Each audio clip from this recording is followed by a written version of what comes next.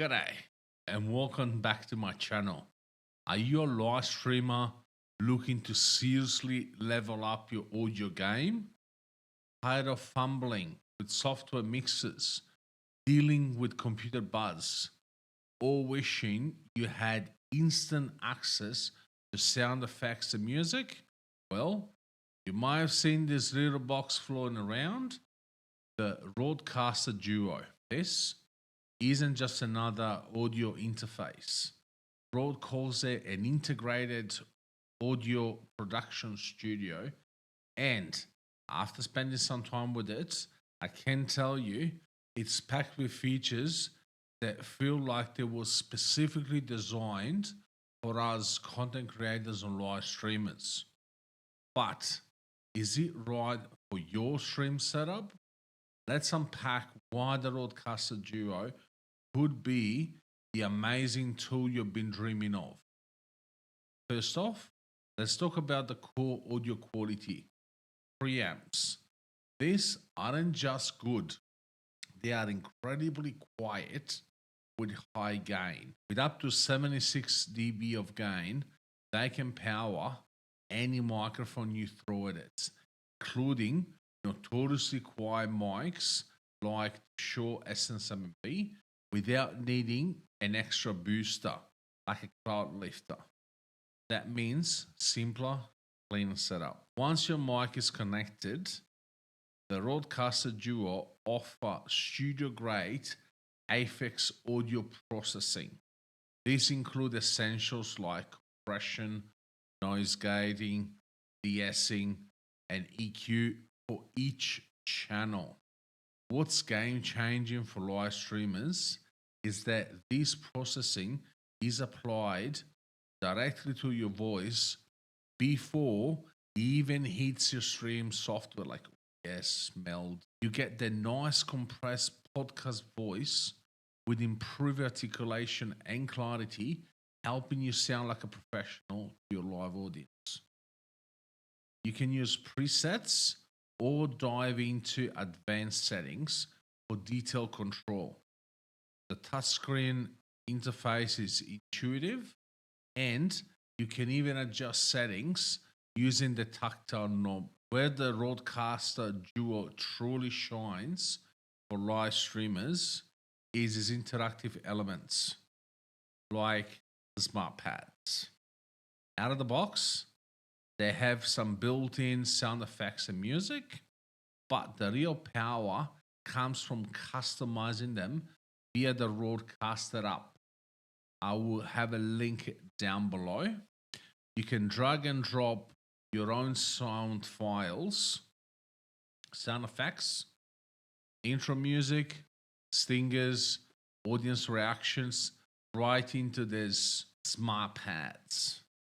Make sure you use royalty-free music, sound effects, and so on, or stuff that you own. This is huge for live streaming because it gives you sound effects and music available at the click of a button.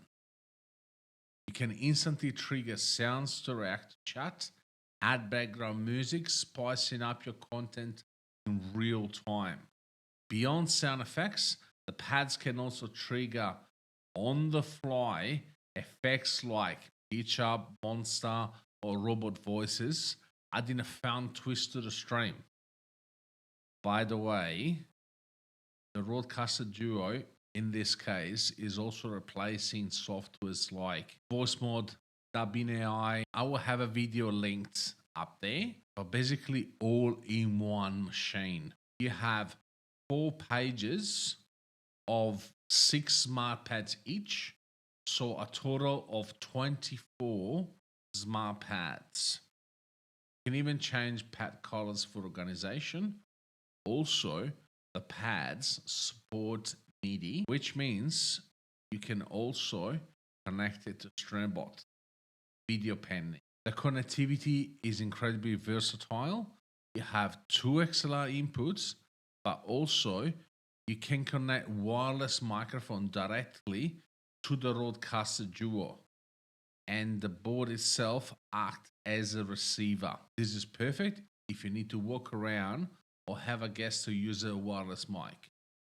Make sure that you check Rode website for compatibility, but all the Go, all the Pro wireless microphones, all the Me microphones, they're all compatible with the Rodecaster Duo. Also, you can bring in phone calls or stream audio in high definition via advanced Bluetooth or USB-C, and it has a dual USB-C interface for connecting two computers, which is ideal with dual PC setup. Rode has also recently introduced a massive new feature with the last firmware update that is called virtual devices. Yes, it's not a new thing, but it's a new thing on the Rodecaster Duo. This lets you treat individual software application on your computer, like your game, Discord, or music, as a separate audio sources. You can assign them to these faders for hands-on volume control over each app directly from the Rodecaster Duo. This makes balancing your mix on the fly incredibly simple. You can even use custom submixers to send different mixes to your stream and your headphones. For example, making the game audio louder in your headphones than for your audience. This is super helpful for managing your live mix. I also have to add that as far as virtual devices, you have four: one for game, one for music, then you have virtual channel A and virtual channel B, for a total of four. The Rodecaster Duo also has onboard recording to a micro SD card.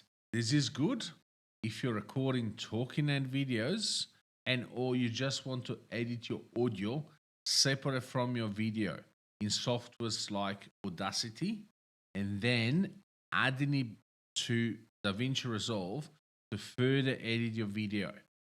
There's even a well implemented pause function on the record button, which means that if you want to take some breaks, you don't have to stop the audio recording. You can just press once and the recording goes on pause, and then you can easily restart it by pressing it again. The compact size is a huge plus. It takes less desk space compared to its bigger siblings, the Rodecaster Pro 2. It even has a VESA mount at the bottom, which is spectacular. So you don't have to physically have it on the desk. You can put on a boom arm and have it elevated. How cool is that? Who's the Rodecaster Duo for? If you're a streamer who primarily uses one or two microphones, you want the ability to easily control multiple audio sources, trigger sound effects, mic effects, music, and use a professional sounding audio processing microphone without complex software chains or having a separate tab only to manage your audio, and every single time having to stop your game or stop whatever you're doing to adjust the volume if you need to adjust the volume. The Duo is a fantastic choice for you, but it's likely not necessary for you if you're only using a single USB mic plugged directly into your computer, or if you need more than two XLR inputs regularly. In that case, you will probably go with the bigger brother Pro 2.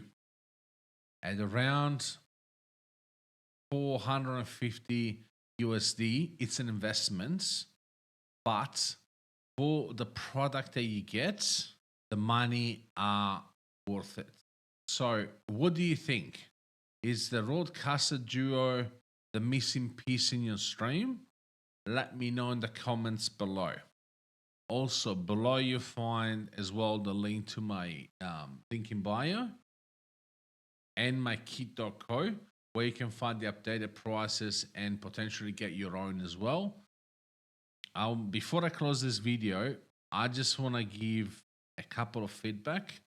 I don't even think that this video is gonna get in the radar of Rode, but in case, the Rodecaster Duo is amazing.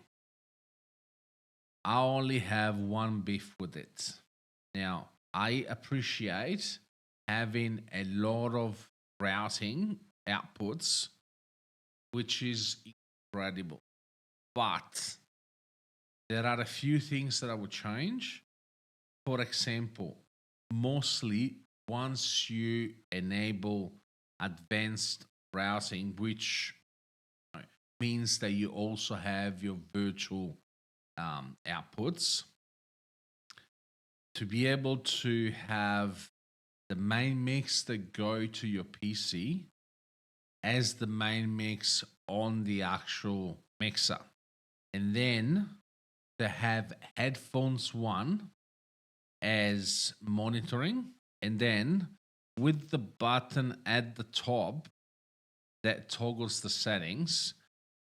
It would be great if by holding it down, the active mix changes from stream to headphones one. Why this is important to me? Because when I live stream, I want to be able to change volumes on the fly.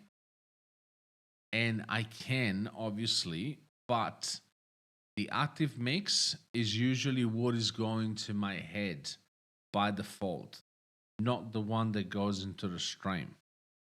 Also, when it comes to routing, your main mix is always headphones one, but then when you go to touch up the routing of everything else, you can't really dial it down.